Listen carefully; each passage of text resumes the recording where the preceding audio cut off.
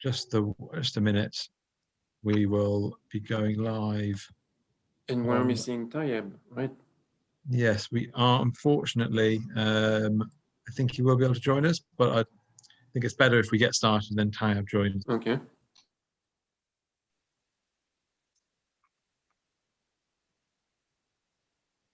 Hello, hello. Here's Klaus. Nice. Okay. I'm going to be going on mute now. And Stefan, you may the session. Thank you. Thank you very much, Matt. So, hello, everybody. I guess you had a very long day, and this is the last session of this wonderful and very comprehensive Europe 1, 2, 3, all about automation. To wrap up the day, we have 4 distinguished panelists, actually 3, because Tayeb couldn't make it, unfortunately. So we are down to 1 service provider and still 2 vendors. I'd like each panelist to introduce themselves before getting started. And also, I'm Stefan Terral from Light Counting Research, Market Research, a small market research boutique firm based in the US. So Christina, ladies first. Thank you. I'm Christina Badulasco. I work with Derrison Research, and I am the ETSI ISG NFV Vice Chair. Thank you. Dario. Hello, everybody. My name is Dario Sabella from Intel. I'm a new elected chairman of ETSI MEC, Multi-Access Edge Computing. Oh, I see Tayeb is coming. So, Klaus, yes, if you can... it's Tayeb. I am with Orange. I'm a senior center manager. And I am glad to participate in this panel session with my colleagues. Thank you very much, Tayeb. Very nice to see you. Klaus? Yeah, I'm here. My name is Klaus Martini. I am with Deutsche Telekom, but also the chair of the ETSI ZSM, and continue from time to time a little bit to NFV. Very good. And to start this session, we will have a operator view, actually, led by Klaus and Tayeb, and you're going to talk about automation as the end goal to augment network autonomy, right? Yeah, it is. That's one of the biggest topics we have to tackle this in our industry, and from an operator side, it's a very important topic to deal with. And we definitely have the target to automate everything what is possible to automate. Yes, and Tayeb, what is the view at Orange? Well, I guess that's pretty much the same, right? Automate as much as you can. Yes, for sure. But maybe we have to go beyond that also, because there's huge expectation from our companies, the Telecom, whatever the company. There are huge pressure on us on standardization in order to see how we can support our business thanks to this automation. And from our side, we see that knowledge plane platform that we were presented should serve as enabler for connected business. As I presented our framework, that multi-layer framework, from business down to the network. And then we see that this knowledge plane is tool that maybe can assist operator on service innovation and dynamic delivery of upselling the new services. And we have the articulation between this business layer and network layer, because we have closed loop at each level and automation at each level. So thanks to that, we can offer recommendation based on what this knowledge plan observe in terms of opportunity for service creation, that's for business layer. And then we monitor the usage of resources, and then we can make link between these 2 layers, business layer, cognitive business layer, and the network layer. So that's very important to have this articulation from automation specifically between 2 layers, because what our management expecting is business creation at the business layer. And we look at how we can streamline the usage of resources. That's very important. Yes, indeed. Yeah, it's let's not forget about the 2 sides of the equation. automating the network, but there is a reason for that, to deliver, the best business performances, and those two are linked together. Next, we'll have Christina talk about the intent-based management. Yeah, for sure. I think it's a very interesting topic in the sense that it was introduced for a while. If you look a little bit at the history, so IETF brought it up in the SDN context, right? Like quite 5-6 years ago, maybe. But back then, I think they were just seeing it as a declarative policy simply, or a high-level policy. But the concept has evolved quite significantly over the years. And what happened now is that from the old policy-centric definition of intents, now it's has evolved significantly. So as of 2020 or even this year, it became more of a definition of goals. It's a goal-centric definition with where it's a declaration basically of business goals, operational goals, or states that a system, for example, is expected to meet.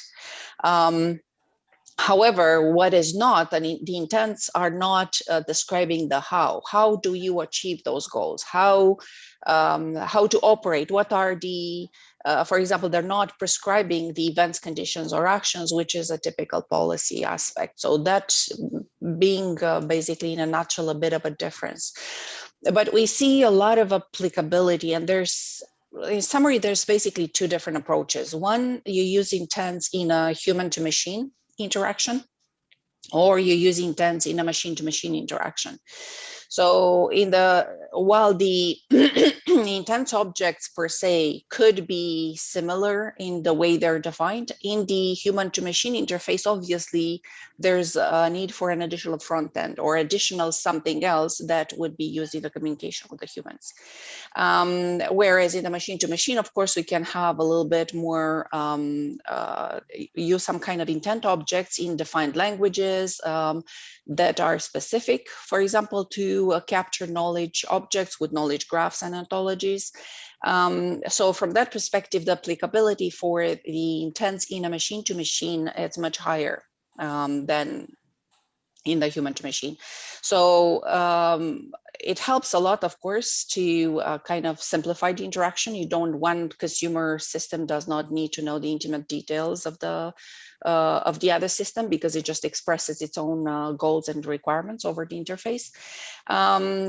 But it also helps decouple the areas and separate the concerns between the different management systems.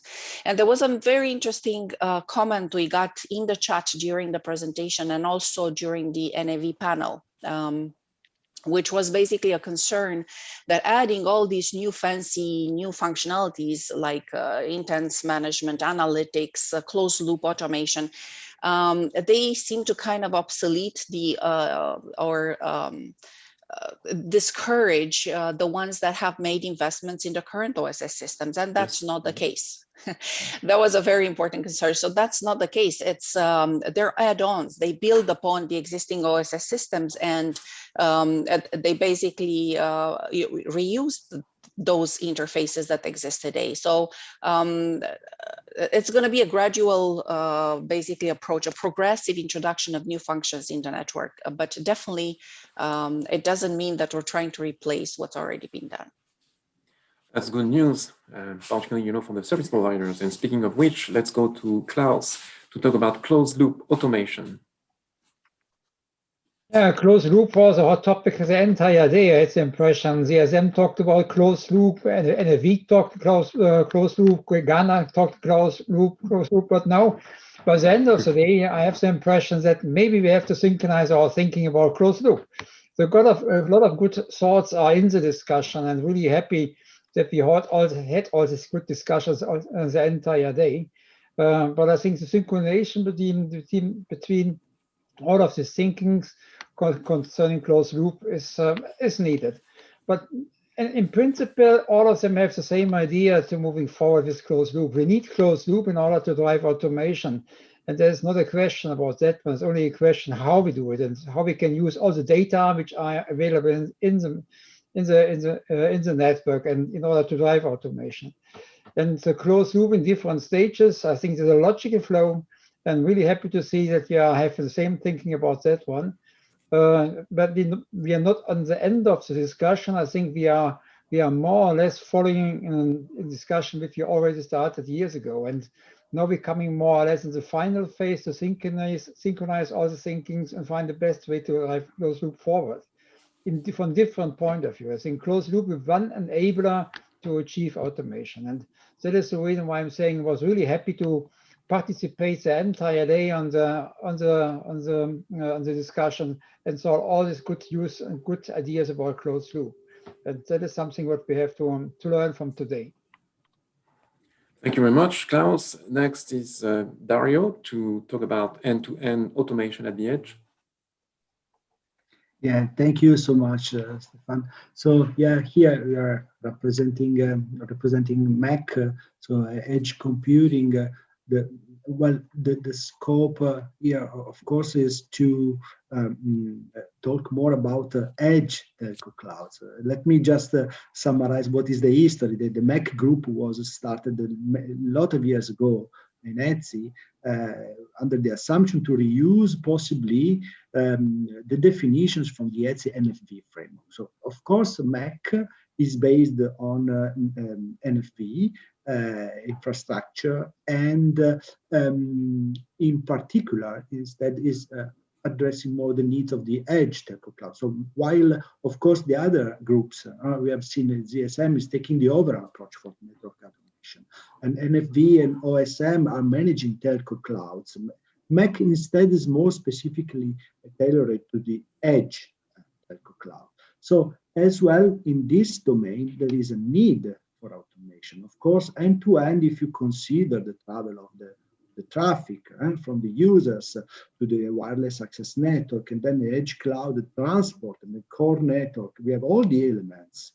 And the networks, I have to say, are becoming every year, every generation more complex, for sure. And this is something that is in need for a counterpart to automate better, to make them running well and better thanks to new technologies, like also maybe, for example, artificial intelligence and so on. So what matters for us in MEC for managing a telco edge cloud? Of course, as I said, MEC is based on NFV environments, and then we have developed some specification to clarify how you can deploy an edge cloud into an NFV and a virtualized environment.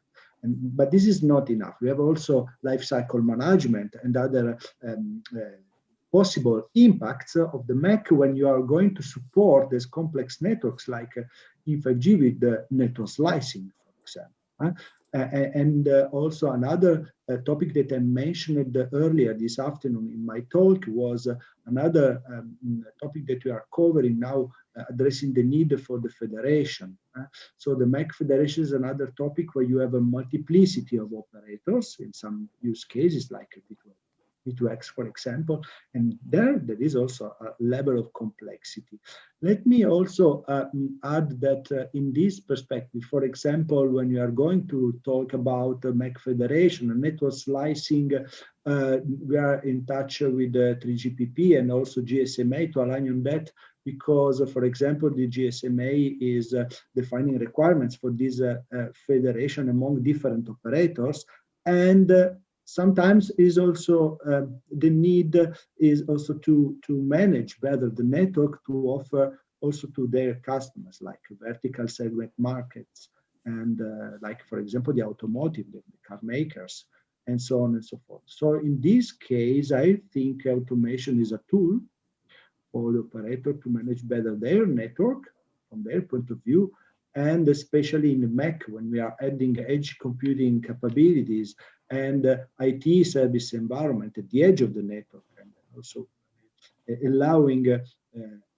deployment of locally applications from third parties as well, having automation for managing the life cycle and the overall virtualized infrastructure is a key asset, I think, servicing all the stakeholders in the value chain. Thank you, Dario. And then we have Next is Tayeb to talk about role of testing and certification framework for artificial intelligence models. Yeah, for sure, it's a very important topic. We touch this topic in our presentation with Muslim and Andreas. So within our technical committee, we anticipated this topic. And at that time in 2015, that we are been working on what's so-called adaptive network. And at that time, we created the framework for testing adaptive network, because once again, when we define, when we specified the framework, we need also to test and certify. Regarding certification, certification, it comes at the end of the process. It's not, has not to be seen as isolated piece. That is a journey. There's 3 phases. The first one is the validation. And then once we validate the model, then we have to look at trustworthiness building. And when the trustworthiness is built, then the ultimate goal or ultimate phase is certification. That is the ultimate goal, but we cannot dictate certification from without looking at validation and trustworthiness. That is the whole package that lead to the certification. Another aspect that is important is if you look at the AI model, it is software, like traditional software. However, the major difference is that this software is sensitive to input. For traditional software, we have input and we have deterministic behavior of output, meaning that transfer function, it's well known. However, for AI model, it is software, but the output, it's depend of the input. If there's any variation of input, that may happen that we have deviation. And from a testing perspective, even if we design test case at design phase and we push this template at the runtime for execution, many things may happen and don't you have any control or less control of that. That's very challenging because the nature of non-deterministic of the AI model, that's very challenging. And it is most challenging if it comes to online model that are pushed directly in production and they're facing the real data without any training, without any. So that's very, very important. And certification, we have to handle self-testing, self-certification. So that's very, this is why we started with offline model, and then we have this process for validation, trustworthiness building, and certification. And once we create this whole framework, and then we look at online model that are more challenging. So that's very important to highlight because we have 2 categories of validation. We have validation of data themselves, because if we have no precise, no accurate data, and we've trained data because we have this data that's the foundation, and then we split data in 2 categories, 2 sets. Data for testing, data set for testing, and data set for training. And this is very important that we clean data, we have accuracy data in order to make sure when we move to our training and testing phases, the result will be, let's say, as expected as possible. So that's very important. So there is the reason why we have to validate data and to validate the AI model. We have 2 validation, not only the model, but the data. Because we have some bias, we have variety, we have diversity of data, and we need to make sure that we have clean data that serve as input for training, for testing. And then we have the validation phase. Once we tested the model, when we train the model, we have to validate, not with the same data, with real data or some set data that's close to real data that will be exposed. And then when the model is exposed toward in production. So that's the validation phase. It's not the space of a data scientist. Data scientist, his job is to train the model and to deliver the model according to what the expectation, in fact. But the domain expert have to take the action on validating the model by training or validation model with some data that are close to the real data. That's also a part of the journey. And then the certification, as I mentioned, we have not to talk about certification for any applications because it's time and also time. It takes time and cost. For this is why we have to select what's so-called, and the European Commission so-called high-risk applications. What that means? That means we have to select strategic application that may impact the business or they may impact or cause damage to human, to society. And for that, we need an independent tester, independent certifier, only for that application. For other, has CSP like Orange or Dutch Telecom, we have our tester, we have the certifier, internal certification. But internal certification doesn't mean anything when it comes to high-risk application. This is why we have to onboard within marketplace, whatever the place where these stakeholders are exercising their activity, independent tester, independent certifier, and then we have to pass a verdict via this stakeholder, or they can provide also testing and certification as service. That's very important. And this is the reason why when we saw last year in February, the European Commission published its white paper, and we saw 3 main recommendations that my colleague mentioned.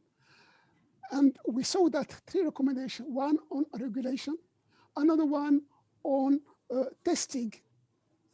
This paper, the European Commission mentioned that Europe must become world-class in testing. It becomes world-class testing center for the EI. The third recommendation related to certification, and what the European Commission stated in paper that's published in February last year, is that Europe must become world-class center for certificate of EI.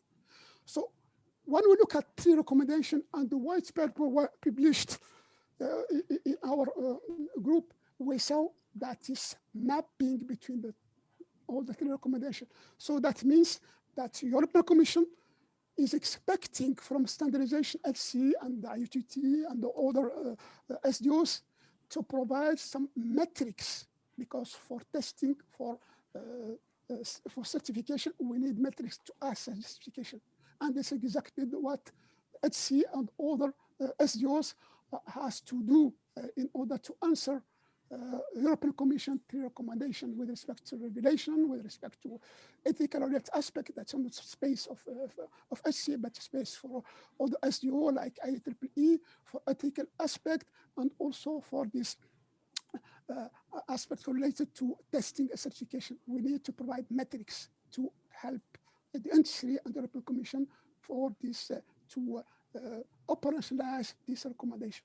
So that is in a nutshell what my view on this certification and testing, because it's a long journey. We are only on the beginning of this story, and there is a huge work to do for coming years. Thank you, Tayeb. Well, there are many moving parts, and that's why we are actually doing this panel. It's all the cross project, from ZSM, NFV, MEC, INT. So now let's have a discussion. We have been hearing about automation for a long time. Actually, since I started more than 30 years ago in telecoms, let's automate as much as we can, and particularly when we get even more KPIs from all over the place. So what is the level actually of maturity of automation at this point? Starting with Christina, for example. Well, I think there's been at least some base put in the various standards to enable some level of automation so far. And at least from the NFV perspective, we were giving the example of already producing enablers such as, for example, you can specify things in descriptors that would trigger certain actions, and then you have also associated lifecycle management scripts that can be also triggered at the various events or things that could happen during the management flow. So these are already there, but of course they're a good base to start, but they can be improved. And this is what we're all working towards. And under this autonomous networks topic umbrella, there's various things that are being done in order to take this automation levels that are today to a new level. And again, of course, the zero touch automation goal is the final goal, at least at this time. And that's important. There's several tools that we can employ towards getting there. And one of the things that we all have talked about was the closed loop automation, which is extremely helpful as a tool because it allows a system to autonomously and on its own do a self-evaluation. And also, for example, if you have certain managed objects that are being monitored, then there's a continuous evaluation of those against the given goals. Do they meet the goals? Does the performance meet the goals? Is the state what it's supposed to be? Is the behavior as it's expected? Well, if not, then go to the next level, analyze it, take some conclusions, take the results, go see what decisions you can make based on those, and then finally actuate and change the system accordingly to give better results and get closer to the actual goals. So all of this, I mean, it's a good base, as I said, to start with, but there's a lot of work ahead still. We have quite a good amount to go. Yeah, and we keep adding new layers in the network. Exactly. And disaggregating the network, from the radio access network in mobile networks. Now we're talking about disaggregating the transport. So Klaus, since Deutsche Telekom is actually pushing this effort, how do you see automation in this new landscape? Well, that is a really good question, Stefan, because automation will be not simpler if you go into this aggregation part, because you have more boxes to manage, and is more important than before. And from that point of view, the automation topic will be more enhanced topic and more enhanced discussion in the company for sure, but of course with our partners. That means also that ZSM is a very important topic for Deutsche Telekom in order to achieve automation end to end. And I think we are not that bad as some people are thinking in terms of automation, because as you already said, the discussion about automation started years ago, and we had some good results in SON, self-organizing networks, absolutely. The third generation, and so on and so on. I think, and as Christina said, we have a good basis where we can work with. And now the tricky thing is now to simplify all these good ideas, coming to a common ground, have a common framework, which enable us to automate the network end to end. And to this aggregation stuff, for sure, is a very interesting topic. I'm happy to contribute there as well. And I think that is really important to moving forward with the idea of automation.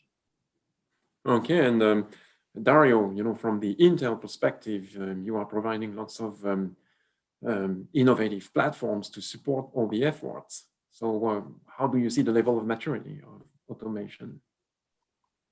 Oh, well, yeah. I'm representing ETSI MEC actually, so of course I'm part of Intel. Intel is a company having an interest in supporting with the technology, the development of edge computing technologies. So what I can say for the level of maturity of in this case for the standardization, I will say for the MEC, is of course that this is a challenging environment. As I said before, we are not the only ones in MEC to talk about network automation, but there are other stakeholders that maybe have a better say, I would say, than MEC. So, for example, ZSM and NFV, they discussed before. But also for the edge cloud, I think there is a challenge as well there, because you have to deal with a large scale deployment from a geographic point of view, but also on a small scale and the edge and manage as much as you can with the minimization of the need for human intervention. For example, you are a developer, you want to onboard and instantiate a MEC application to the MEC system. And then there is a way to contact through the OSS, the MEC orchestrator, and to find the proper way to allocate resources in accordance to the NFV orchestrator, and so on and so forth. So lifecycle management for the edge cloud is really, I think, an important part. And the level of maturity, I will say, from a standard perspective, depends. We have done good progress in aligning with the NFV. I think now also we need better to align for the management perspective with SA5, for example, in 3GPP. This is just my takeaway on the management side, between the GPP management system, the NFV management system, and the MEC management system. I think this will help a lot. And then, of course, automation is not only about that, but it's also about technologies that you can use them there. And then maybe it's up to other standardizers to define what can be the usage of artificial intelligence or other tools that can be exploited as, let's say, harmonized management systems. This is at least my first step that I will see toward interoperability, because at the end of the day, this is also what matters. You need something that is interoperable. Yeah, that works across the board. Yeah, exactly. And in fact, this is basically leading us to the next topic, and that topic is coordination, harmonization between the different moving parts. Let's say standard bodies, and it's all over the place, and we see many initiatives, popping up. Again, you think about ONAP, in automation, and you have, the GSM with some initiative, NGMN, we have TM Forum. How is harmonization between all these different groups happening? Whoever wants to start. Yeah, I can give it a go. I think that's a very harmonization between the different forums is essential. We cannot achieve interoperability and a high level of automation without having this harmonization of concepts, ensuring some external touch points between the different standards, and to a certain extent reuse of each other's parts instead of duplicating things. So I think that's been quite of a driving factor in the work that we've been doing, at least from ETSI side. But we're also very closely liaising with the TM Forum, for example, 3GPP SA5, again, very important for us. And we're also, from NFV perspective, we're also been involved in the GSMA effort on their operator platform, which is, again, another effort to automate everything and show a harmonized exposure of the network capabilities towards the edge and towards, in general, towards the partners and applications. So, all of that is important, because without having everything work well together, it's very difficult to achieve practically a high level of autonomy of the network overall. And of course, something to be happy with. We already have smart 5G factories assembling automatically equipment for 5G networks. So, things like that already show that the standards that we've been putting out are functioning so far, and we need to ensure that they will keep harmonizing in the future as well. Yes, because in fact, you are learning from your own factory. And then let's tell the audience that Ericsson joined the elite club at the World Economic Forum with its fully automated 5G factory in Louisville, Texas, where the base stations are manufactured automatically from the beginning to the end. So it's a very nice place from which you are obviously learning and checking that, as you said, everything is working. So this is a very nice example to watch. So again, harmonization clause in a multi-vendor environment between standards. Well, the vendors should, actually implement the standards, right? But they have their own interpretation. Okay. Yeah, well, for sure. Yeah, they're definitely their own interpretation, Stefan. The how they implement the delivered standards. Sometimes the standards are not exact, but I'm happy to see that the SDOs, the open source communities, and the vendors and the operators working closer together than before, because all of them have the same pressure in order to deliver very soon a proper standard. And if you are and the resources are increasing. The resources are increasing on the vendor side, on the operator side, definitely not. They are decreasing, and that means we have to manage our existing resources in a careful manner. I mean, resources, the manpower which we have, and knowledge people if you have. And we have to find a way how we can collaborate and cooperate between the different SDOs and open source standards. And as I said, NGMN did a trial, and they have another project in NGMN which they care about the automation topic in order to find out what are the best organization to work with in order to achieve automation end to end. And I think that is a good idea to do that. And TMF has a similar activity, always the same target, to split the work amongst SDOs and open source community. And that is really needed in order to give a clear guidance to the industry, which organization brings value for us as an industry from an automation point of view. Yes, I think, can you hear me? Yeah. Yes. I think one important thing that we have to highlight, we have to learn from the experience from the past. And this harmonization or collaboration or coordination, we did many experience in the past for information model, for instance. And what we need to prevent is to go toward unified model. That doesn't work at all. So as Christina mentioned, we need to keep each SDO has silo, and we have to look only at touch point between each framework. Each SDO has its own agenda, has its own business. And that will make sense to ask them to change the way that are operating, working. They have their own governance and IPR, and have to deliver what the industry expecting from their scope. What is important from this harmonization is to come up with an umbrella layer.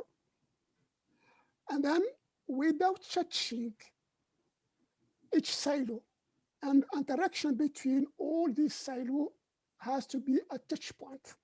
That make every SDO comfortable continuing this roadmap without disturbing their business. However, from a CSP perspective, we need to see this interworking between various frameworks. That is the real expectation from the CSPs. And then the way to do that, either we come up with meta model, whatever the name that we can assign to this umbrella layer, but we need to build umbrella layer. And then we can collect commonality, because there are community, because why we're talking about harmonization, because we know there are community between frameworks. So we have to extract commonalities and put it at this abstract layer, this umbrella layer, while keeping silo, because they're needed, because 3GPP is dealing with technology, while Termform is dealing with business parts. So we have not to mix the business, to mix the scope. However, there is some commonality that we can elevate at the structure layer.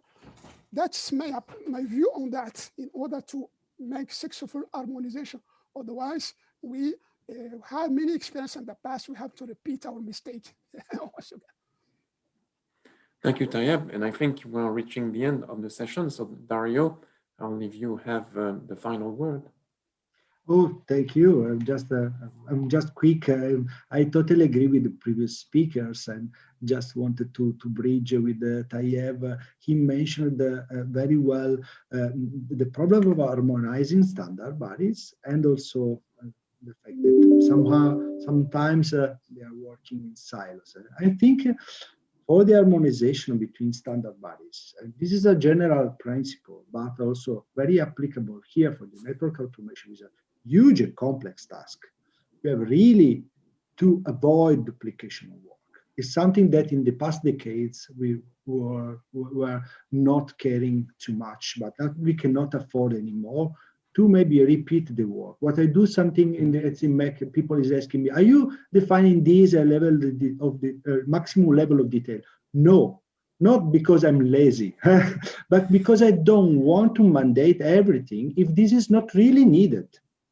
And then we have to be very aware of what the others are doing and align and synchronize, avoid duplication of work.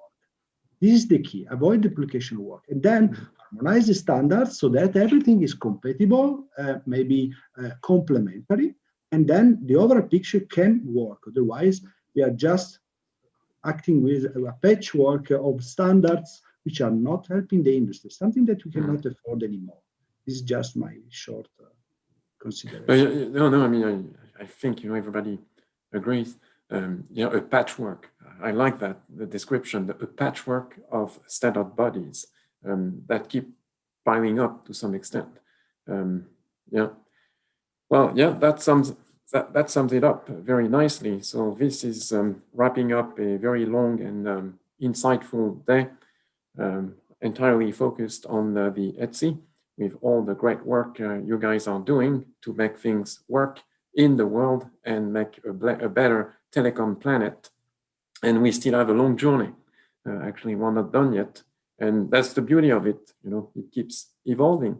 So thank you very much, Christina, Dario, Klaus, and Tayeb. And thank you very much. Thank you. Layer 1 to 3 Europe for this entire almost week, 3 days on automation. We wish you a wonderful rest of the sessions. Don't forget, tomorrow and until Wednesday. And yes, all the best. Have a good evening and see you next time. Thank you.